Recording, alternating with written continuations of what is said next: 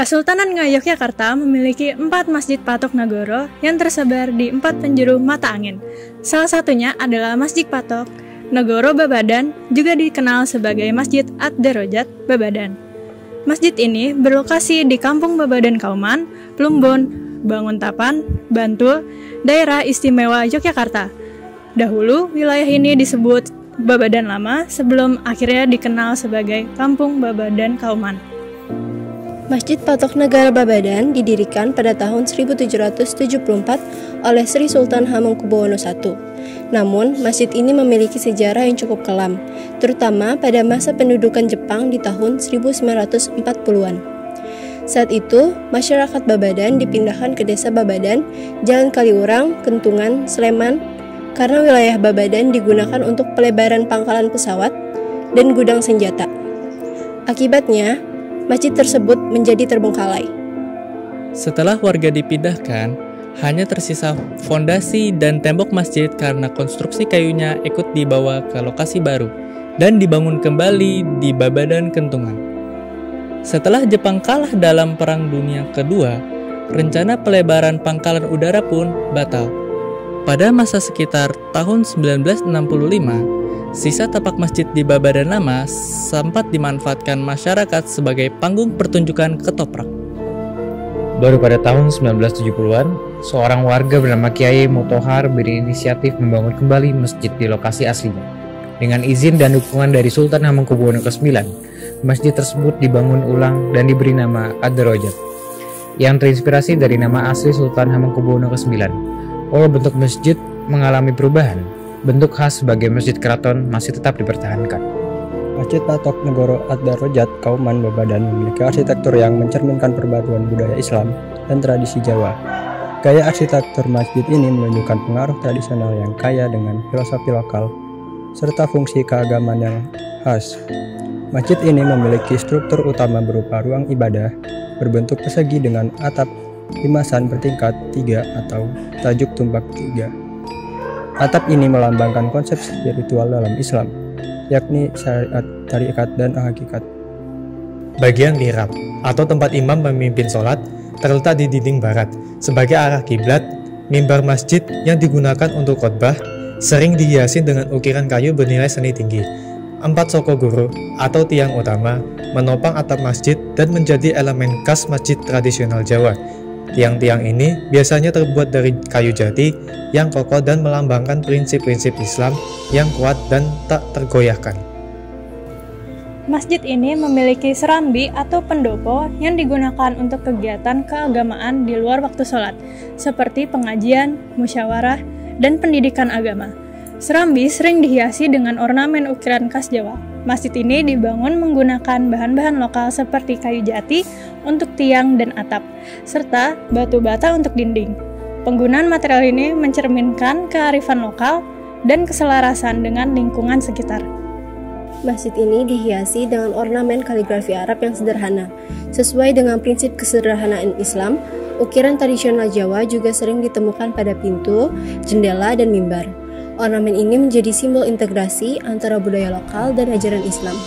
Atap limasan adalah salah satu ciri khas masjid tradisional di Jawa. Atap ini tidak hanya berfungsi melindungi bangunan dari panas dan hujan, tetapi juga memiliki makna filosofis tentang perjalanan spiritual menuju Tuhan. Masjid dikelilingi oleh halaman luas yang berfungsi sebagai ruang terbuka untuk kegiatan besar. Seperti perayaan Hari Raya, pagar sederhana melingkupi masjid, menciptakan kesan sakral dan terjaga. Masjid Patok Negoro Ad-Darajat dirancang tidak hanya sebagai tempat ibadah, tetapi juga sebagai pusat dakwah dan pendidikan. Kombinasi desain tradisional dan fungsinya membuat masjid ini menjadi representasi yang unik dari sistem keagamaan Kesultanan Yogyakarta. Arsitektur masjid ini tidak hanya memancarkan keindahan seni, tetapi juga syarat makna religius dan simbolis, menjadikannya warisan budaya yang bernilai tinggi. Secara keseluruhan, Masjid Patok Negoro memiliki fungsi sebagai pusat pendidikan, tempat upacara atau kegiatan keagamaan, bagian dari sistem pertahanan, sekaligus menjadi bagian dari sistem peradilan keagamaan. Pengadilan ini memutus hukum perkara pernikahan, penceraian atau pembagian waris, sementara hukum yang lebih besar akan diputus di pengadilan keraton. Ada beberapa ragam ornamen pada Masjid Patok Negoro. Yang pertama yaitu ada umpak pada Masjid Babadan, umumnya polos dengan bentuk sederhana.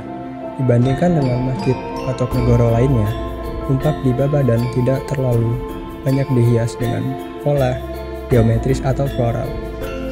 Meskipun polos, umpak ini tetap mencerminkan nilai tradisional Jawa yang fungsional sebagai elemen struktur, sekaligus simbol kestabilan dan keabadian. Lalu setelah itu terdapat mimbar di Masjid Babadan yang cenderung polos tanpa banyak pola hiasan seperti lunglungan atau patma yang ditemukan di Masjid Patok Negoro lainnya. Kesederhanaan pada mimbar ini mencerminkan karakter yang lebih fungsional daripada estetis, meskipun tetap mempertahankan nilai keagungan sebagai elemen penting dalam masjid. Selain itu, di bagian tumpang sari di Babadan juga memiliki desain yang sederhana, tanpa banyak ornamen hias seperti lunglungan. Struktur ini lebih menonjolkan fungsinya sebagai elemen arsitektur tradisional Jawa. Meskipun sederhana, tumpang sari tetap mencerminkan harmoni dan ketertiban yang merupakan prinsip penting dalam budaya Jawa.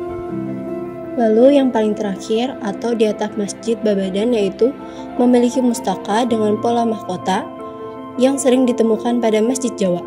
Mustaka ini melambangkan hubungan antara manusia dengan Tuhan sebagai makrokosmos.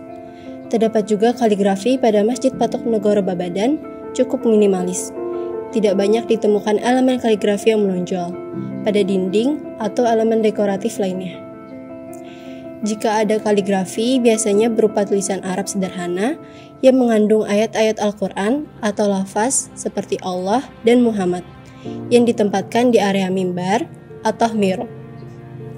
Masjid Babadan lebih menonjolkan kesederhanaan dalam ornamen dan kaligrafi dibandingkan dengan Masjid Patok Negoro lainnya, seperti pelosok kuning atau dongkelan, yang memiliki ornamen lebih kompleks dan dekoratif.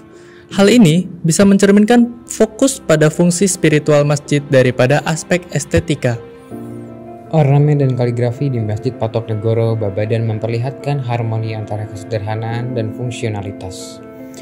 Meski sederhana, elemen-elemen ini tetap mencerminkan akulturasi budaya Hindu, Jawa, Islam, sekaligus mempertahankan identitas sebagai masjid Jawa yang tradisional.